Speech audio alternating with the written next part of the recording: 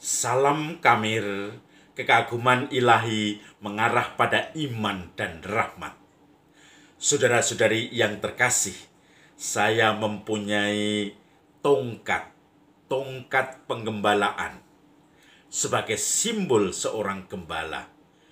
Bapak Uskup biasanya mempunyai tongkat di mana setiap kali khotbah memberikan berkat, memberikan sambutan apostolik, semuanya dibawa atau di mesdinar akan memberikan kepada Bapak Uskup dan Bapak Uskup akan memegang itu sebagai simbol tongkat penggembalaan.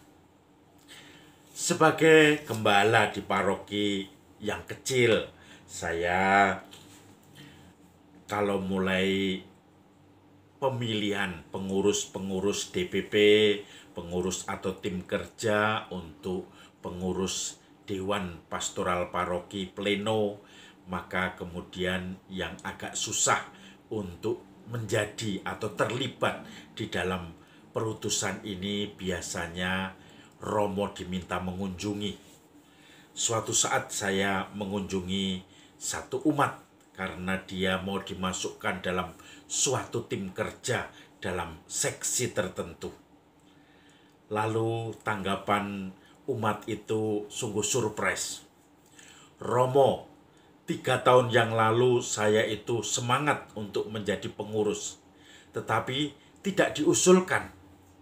Sekarang mood saya sudah tidak ada lagi. Saya sekarang tidak semangat, tetapi diminta oleh orang-orang untuk terlibat di kepengurusan itu. Maka saya keberatan, tidak mau. Dulu saya pas semangat tidak diusulkan, tidak diangkat. Sekarang tidak semangat, saya diusulkan, dipucuk-pucuk untuk masuk ke situ. Saya tidak mau tentu saja, Romo.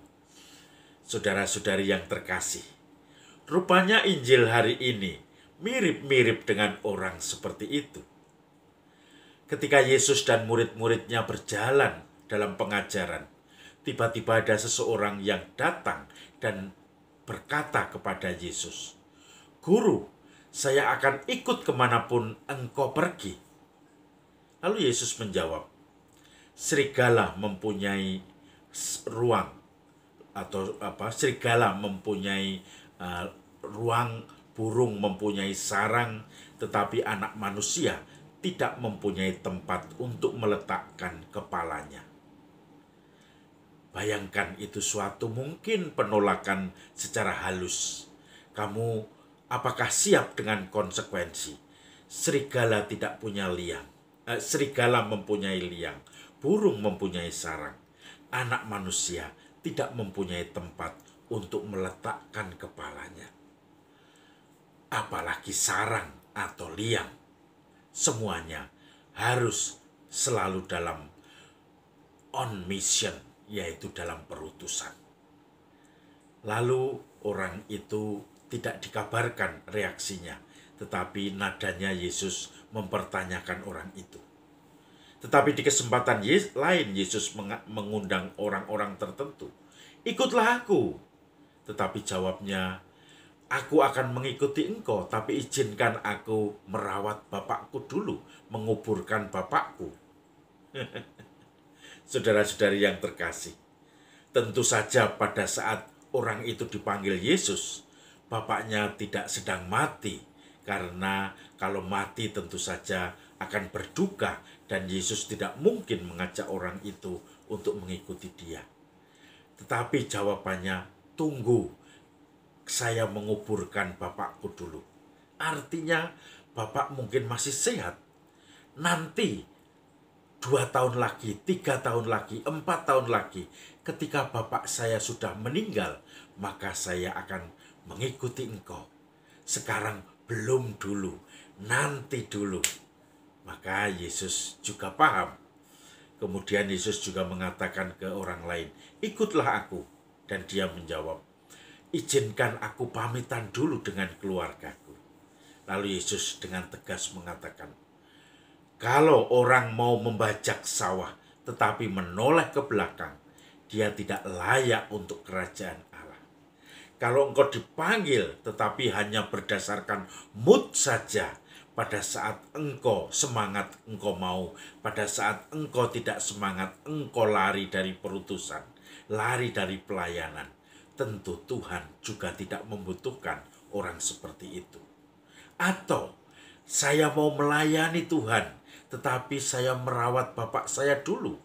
Saya menyelesaikan tugas saya dulu. Saya belum pensiun.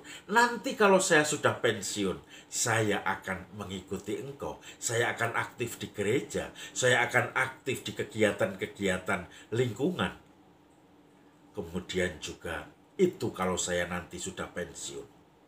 Ada juga kalau nanti bapak saya sudah meninggal, maka saya tidak punya tanggungan dan saya mau ikut dalam pelayanan.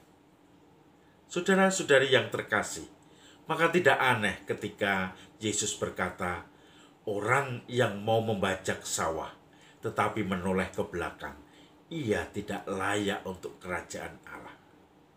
Orang yang pelayanan tetapi nunggu pensiun, orang yang pelayanan nunggu kalau sudah tua, nunggu kalau orang tuanya sudah meninggal, nanti sudah tidak punya tanggungan. Atau pelayanan berdasarkan mood, berdasarkan selera, berdasarkan suka-suka saya, maka Tuhan pun juga tidak berkenan dengan pelayanan seperti itu. Saudara-saudari yang terkasih, kita bisa bertanya pada diri kita sendiri, apakah kita sudah semangat pelayanan dalam kondisi yang prima, di mana kita sebetulnya masih banyak tugas, masih aktif dalam kegiatan umum, tetapi kita masih juga mau memegang perutusan itu, bukan karena kita pensiun, bukan karena kita masih harus merawat orang tua, merawat bapak ibu, merawat orang-orang yang menjadi tanggungan kita, bukan karena kita pada saat mood dan selera untuk melayani, dan pada saat tidak selera dan tidak mood, saya tidak mau. Maka, apakah kita sungguh menjadi pengikut Kristus yang membalas cinta kasih Kristus dengan sepenuh hati, atau hanya ingin pelayanan tetapi suka-suka saya? Salam Kamil, kekaguman ilahi mengarah pada iman dan